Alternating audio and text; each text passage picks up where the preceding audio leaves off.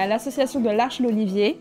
On est basé à Bruges et on a un accueil de jour, un ESAT et des foyers de vie. Ici à l'association, il y a des professionnels qui sont formés et on accueille aussi des services civiques. Ici, le rôle des services civiques, c'est vraiment d'être là pour apporter de la jeunesse, de la nouveauté, d'arriver aussi non professionnel et du coup de vivre simplement avec la personne en situation de handicap quand on ne connaît pas le handicap. Il y a des services civiques en fait qui vivent sur place, donc ils ont une chambre au sein de l'unité. Sinon, ce sont des services civiques qui rentrent chez eux le soir. C'est vraiment un choix quand on arrive à l'Olivier.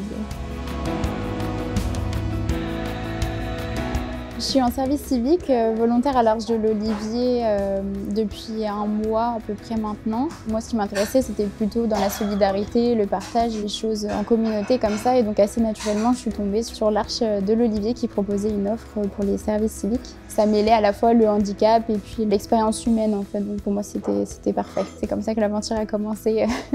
Je viens le matin en même temps que les personnes accueillies et je reste jusqu'avec eux le soir quand ils rentrent dans leur maison. Donc ça fait à peu près des journées par exemple de 9h à 17h. Et la journée, on va faire des activités. Donc il y a des activités le matin et l'après-midi. Et moi, je les accompagne dans ces activités-là. Et certaines fois où on mange tous ensemble, on prépare la table ensemble, on fait les tâches ménagères après tous ensemble. Le maître mot, c'est la vie partagée et la convivialité en fait. C'est ça qui est très agréable. Tu fais un petit morceau guitare, piano? Ouais. Ok, c'est parti. Quelque chose qui m'a surpris en arrivant, c'est plutôt une bonne découverte qu'une surprise, je dirais. L'utilisation de l'éthique, surtout du consentement. Je trouve qu'il y a un fonctionnement qui est plus naturel et plus évident à mon sens. Notamment quand on parle d'éthique, pour moi ça va être par exemple demander avant de faire la bise, avant de faire un câlin ou des choses comme ça.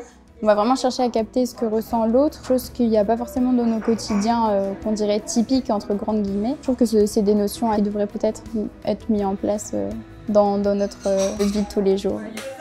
Mon expérience de volontaire, elle va durer environ 6 mois. Ce que j'attends de cette expérience, c'est déjà des rencontres. Le vivre ensemble, c'est vraiment pour moi le cœur même des expériences humaines. Et j'espère surtout de voir ce que c'est un réel quotidien dans le domaine du handicap, parce que c'est une branche vers laquelle je veux me tourner en tant que psychologue. Et donc de voir un aspect vraiment plus concret que juste des livres de l'apprentissage, parce que avant tout, ce sont des personnes. On ne les catégorise pas comme un handicap avant. Je pense pour moi que cette expérience là, c'est la meilleure des manières de découvrir ce quotidien-là. Avant d'être du côté de professionnel, je trouve d'avoir ce avant, c'est vraiment un plus dans l'expérience.